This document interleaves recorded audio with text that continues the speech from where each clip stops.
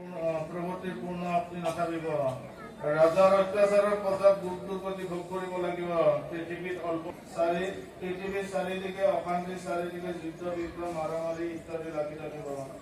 তাৰ ক্ৰমে আমাকে ৰাম ৰাম কৃষ্ণ কৃষ্ণ বুলি কৰি যাব পাৰিব কলিযুগত।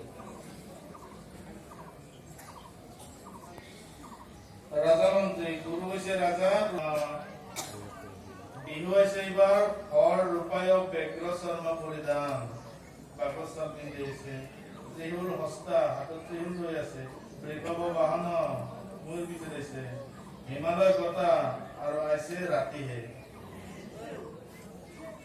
এই বছৰ সৰ্বমুঠ পানী আছে 100, সমুদ্ৰ 50, পৰ্বত 30, পৃথিৱীত 20, কিবা লাগাতকৈ বেছি হৈছে পানী।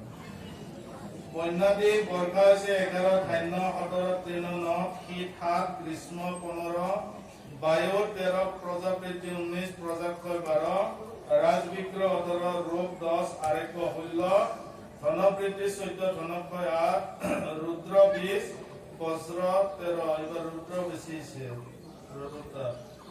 ক্ষুধা 19, সৰ্প 11, কৃমি 17, ধৰ্ম 9, অধৰ্ম এইবাৰ 15 হৈছে।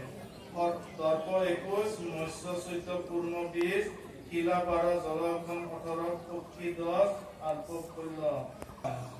যে গুৰু ৰামচিত নিৰাবাধা, নিঃসংস্কাৰ, নিৰোজা প্ৰজা, সৰ্বশস্যময় পৃথিৱী কালে বৰ্ষন্তি জায়তে।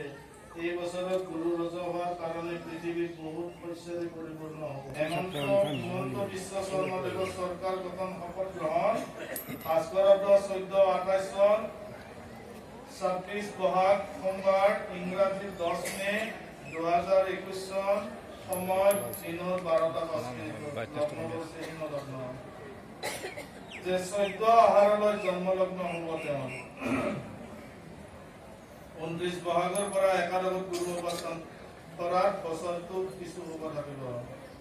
14 আহাৰৰ পৰা জন্মলগ্নত কেতু অৱস্থান কৰাত অসমৰ ৰাজনৈতিক তথা ভাগ্য নিৰ্ণয়ত সংখ্যালঘু সম্প্ৰদায়ে নিৰ্ণায়ক ভূমিকা ল'ব পাৰে। গোপন ষড়যন্ত্ৰ কাৰক কেতু আৰু চোৰাংচোৱা গিৰিক কাৰক হৈছে ৰাহু। এই ৰাহুৱে ৰাজনীতিক আৰু ৰাজ্য শাসন আভ্যন্তৰক কুপ্ৰভাৱ পেলাব।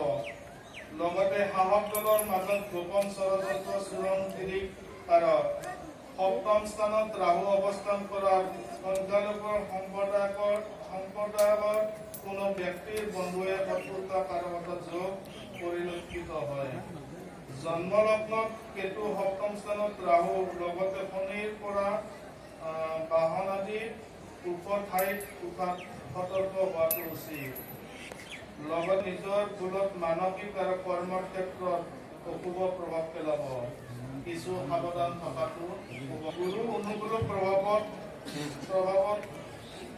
নানান প্ৰতিকূল অৱস্থাৰ মাজতো দক্ষতাৰে কাৰ্যনিৰ্বাহ কৰি থাকিব। সাহিত্যিক, শিল্পী আৰু ৰাজনীতিক ব্যক্তিৰ মৃত্যু। ভাৰত দেশৰ ৰাখি বিশ্বৰ অন্যতম গণতান্ত্ৰিক দেশ ভাৰতৰ বছৰটো বেছিভাগ সময় প্ৰতিকূল অৱস্থাত থাকিব। পঞ্চম স্থানত গুৰু, দ্বিতীয় স্থানত শনি, তৃতীয় স্থানত ৰাহু, সপ্তম স্থানত মংগল, ভাগ্য স্থানত কেতু অৱস্থান কৰা মৌলবাদী শক্তি, জেহাদী শক্তি বৃদ্ধি পাব যদিও সন্ত্ৰাসবাদীৰ পৰাজয় হ'ব। মংগলৰ পৰা দিল্লীকে ধৰি বিভিন্ন ঠাইত আন্দোলন, প্ৰতিবাদ, মুখৰ কুটাঘাত মূলক কাৰ্যবৃদ্ধি, হত্যা, লুণ্ঠন, অপহৰণ, বিস্ফোৰণ, সাম্প্ৰদায়িক সংঘৰ্ষণ, অগ্নিদাহ, বিমান পথ, ৰেল দুৰ্ঘটনা বৃদ্ধি পাব আৰু জনগণৰ বিদ্ৰোহ ভাগ পাব। দুৰাৰোগ্য প্ৰাকৃতিক দুৰ্যোগত বানপানী, খৰাং, ভূমিকম্প, ঘূৰ্ণীবতাহ আদি